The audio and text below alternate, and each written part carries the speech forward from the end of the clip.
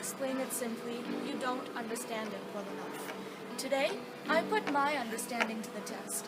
My name is Soumya Dhable, and this is my attempt at explaining something very dear to me. Since the beginning, humans have looked up at the night sky and wondered, what's out there? Why is it there? And where did it all come from? And then there were some who didn't care about such profound questions, so instead they asked, what time is it? Or what's for dinner? These profound questions started a field we call astronomy today. But in this video, I want to lead you in on something. Our solar system is a small region in a ginormous galaxy, the Milky Way. Astronomer Edwin Hubble discovered that Milky Way is but one of billions of galaxies in the universe, and that other galaxies, except for one, are moving away from us, which will be important later on. Now, scientists are scratching their chins and thinking, well, if there's more than one galaxy, is there more than one universe? No, seriously. Even if the idea of multiple universes might not emerge from the idea of multiple galaxies, there's still evidence that it might be real. Broadly, the idea that there might be more than one universe comes from 4 areas of science: inflation, quantum mechanics, string theory, and the expansion of the universe. We'll talk about these areas one at a time. Evidence number 1, inflation. Let's start at the beginning, like the beginning of beginnings, the mother of all beginnings, the Big Bang. See, the Big Bang theory, the actual theory, mind you, not the awesome TV show, states this: the universe was born out of something which exploded 13.8 billion years ago. Alan Guth found out that just a few microseconds after the Big Bang, gravity could work in reverse. This repulsive gravity pushed everything apart very quickly in a process called inflation.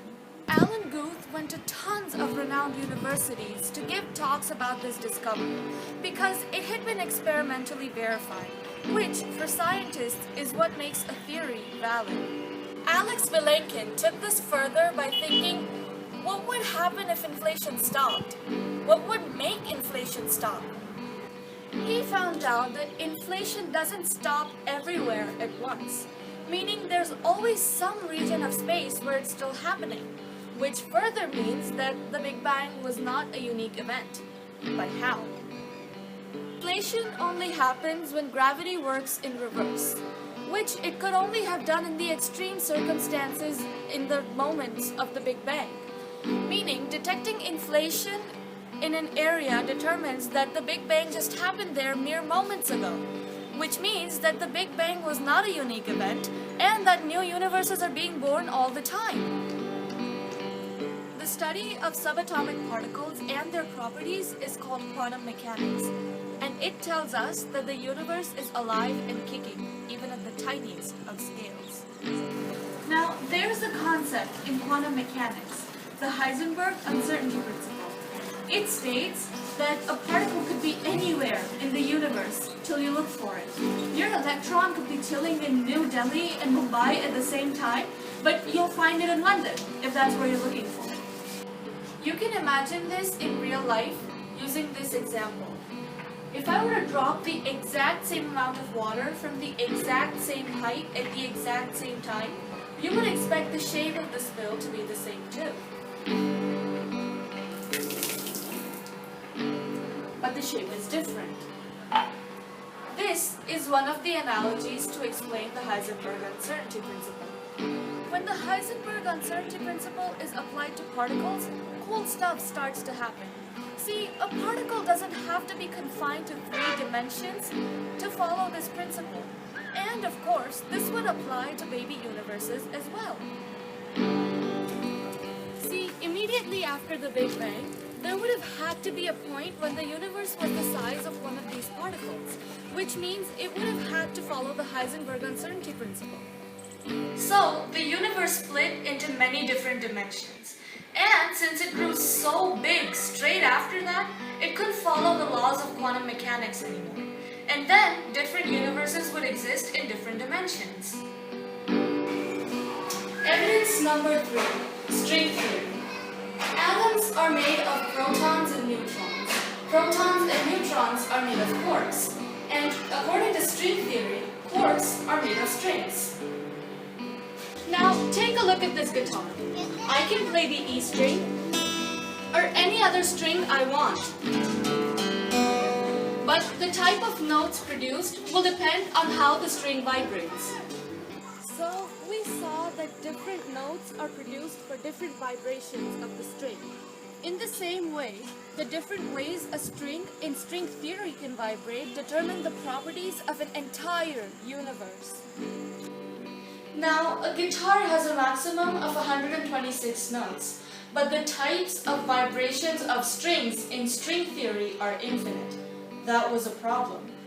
See, another facet of string theory was that it was a potential theory of everything. It was trying to provide a single equation that could be applied to any area of life. But we can't exactly have a master equation with infinite solutions. It kind of defeats the purpose of unifying everything. But every vibration pattern was a very real possibility, meaning it had to be applied somewhere. So, a light bulb went off. Every possibility corresponded to a different parallel universe. A while ago, I mentioned Edwin Hubble and his discovery. Let's have a flashback. Astronomer Edwin Hubble discovered that Milky Way is but one of billions of galaxies in the universe, and that other galaxies, except for one, are moving away from us, which will be important later on. Okay, so that later on is now. We know that the universe is expanding, but for a while, scientists thought that gravity from stars, galaxies, and black holes would be slowing down the expansion rate of the universe. But they couldn't have been more wrong. Scientists saw that the universe is actually expanding at a faster speed. Scientists thought that dark energy was working to counteract gravity.